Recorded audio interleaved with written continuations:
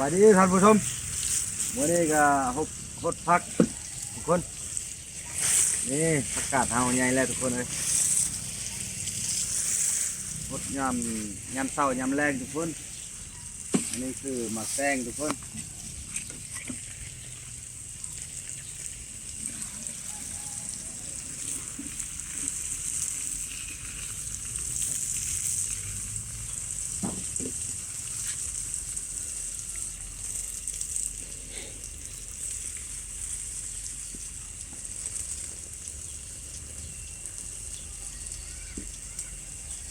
นี่แหละชวนเฮาประมาณนี้ทุกคนเลย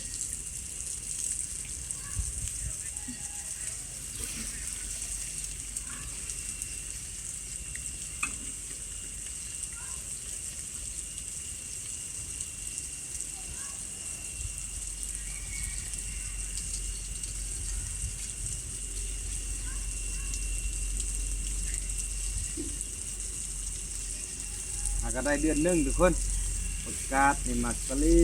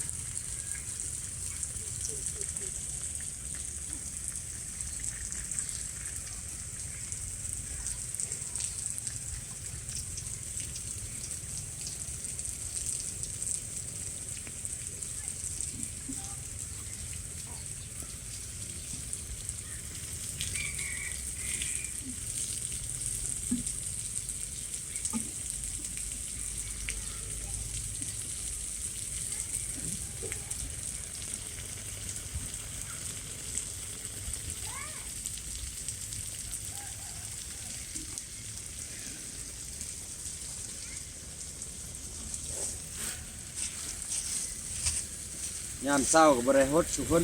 หดเป็นยามแรงทุกคนเลย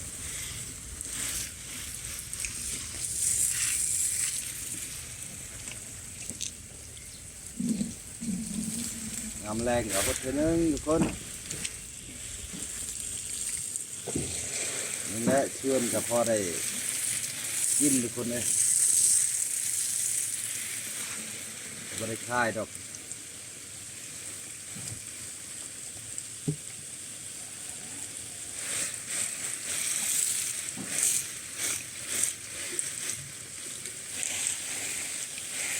นี่มันผักกาดทุกคนเลย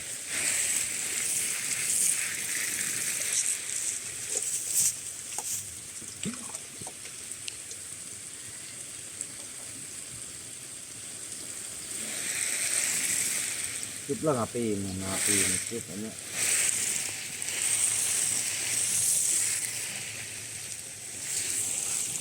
ปีนี่ทุกคนผักเฮาผักนั่นหมักแตงทุกคนเลย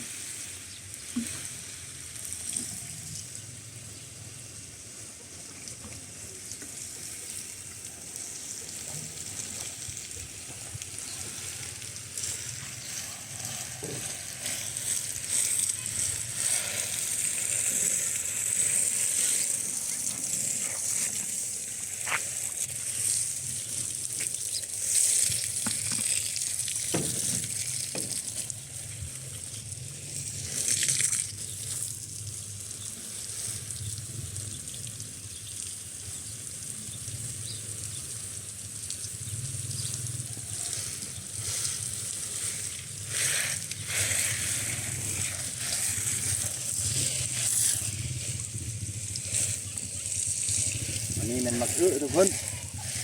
มักอึมักกะลี่อันนี้มันมักแป้ง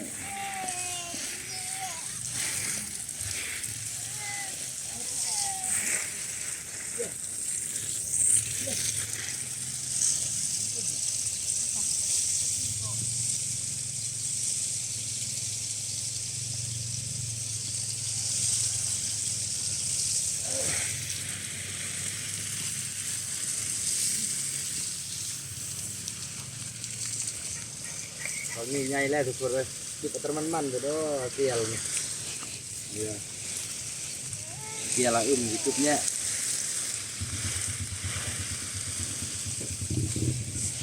นี่คนมันแต่งใหญ่แล้วทุกคนเลยแล้วก็ดอกแล้วทุกคนมันแต่งใครจะได้กินแล้วทุกคนเลย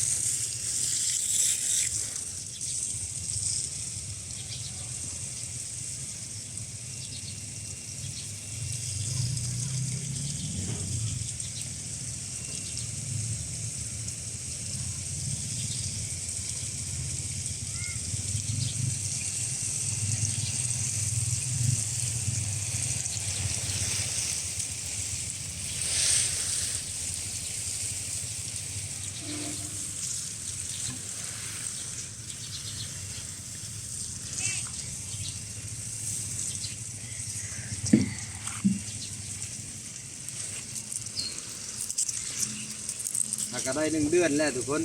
มักสลีนี่ใหญ่แล้วอีก2 เดือนก็ได้กินทุกคนมักสลีมักแตงนี่บ่ฮอดดอกมักแตงบ่ฮอด3 เดือนดอกทุกคนเลยอันนี้ก็เป็นมากแล้วทุกคนแต่ว่ายังน้อย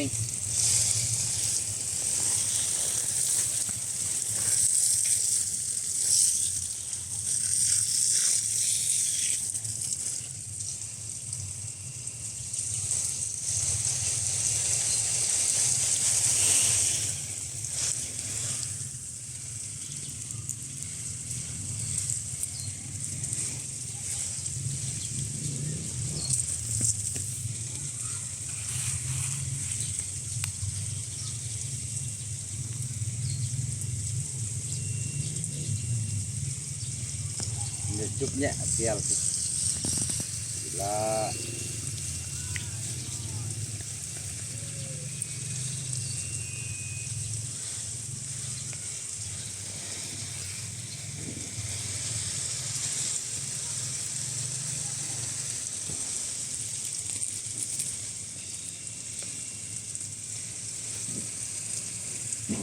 เห็ดพอได้แก้ไขอยู่ครบครัวทุกคนพอได้กิน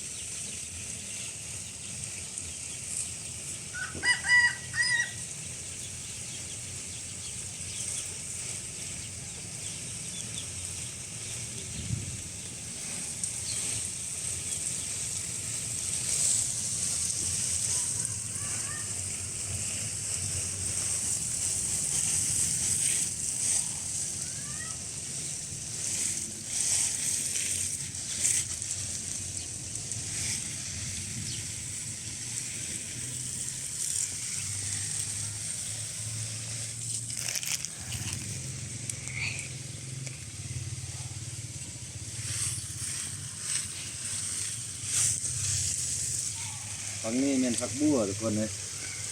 บัวแล้วก็มักสลีกาดปนกันเลยทุกคน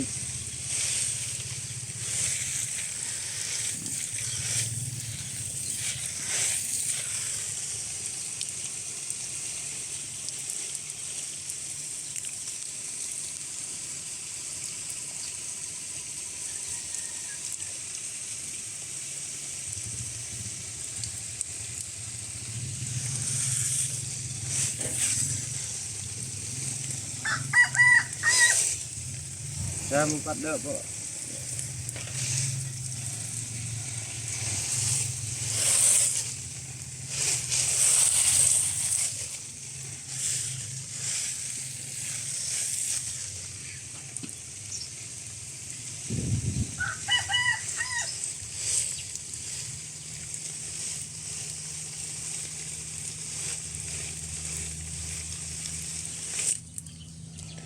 ทุกคนพอแล้วนี่แม่นผักบัวทุกคน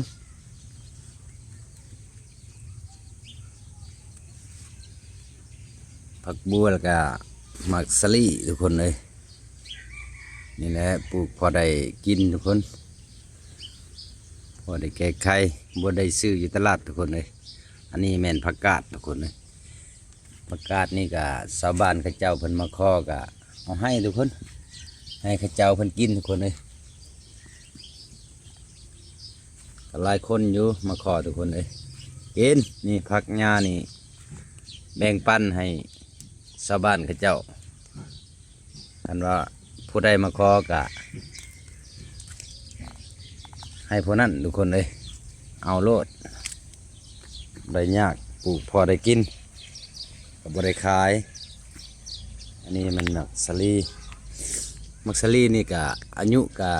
ได้เดือนนึงแล้วทุกคนเลยนี่มักแตงนี่เป็นมากแล้วทุกคนนี่เป็นมากแล้วแต่ว่ายังน้อยทุกคนเลยก็ได้เดือนนึง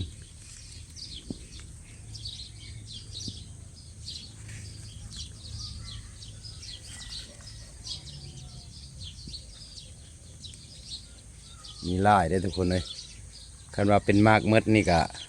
พอได้กินได้ทุกคนเลยหมักแตงนี่กะเป็นมากเมื่อแล้วคู่ต้นเลยทุกคนแต่ว่ายังน้อยนี่มันยังน้อยทุกคนเลย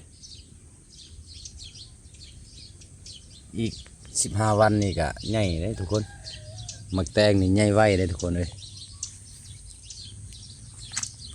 นี่แหละส่วนของเฮาประมาณนี้ทุกคนพอได้กิน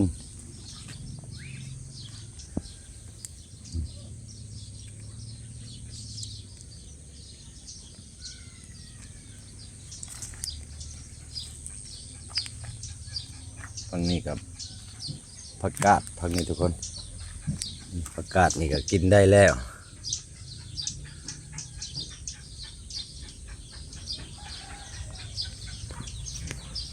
นี่คือหัวสิงไข่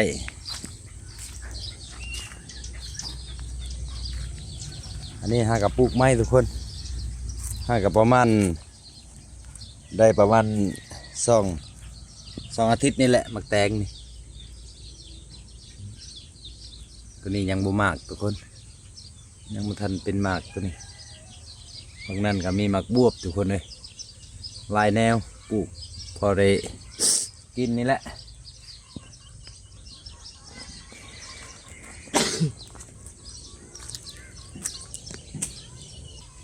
คลิปนี้ก็ได้สำนี้แหละทุกคนเลยให้พี่น้องติดตามเบิ่งนำกัน ว่าคลิปต่อไปเป็นแบบใดอีกทุกคนเลยส่วนของเฮานี่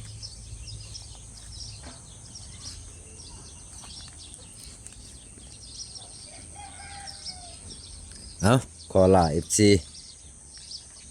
ทุกคนได้เบิ่งได้ชมคลิปของเบางุยก็อย่าลืมกดไลค์กดแชร์กดติดตามเพื่อจะได้กำลังใจอัปเดตคลิปต่อไปทุกคนเอาขอบใจเด้อ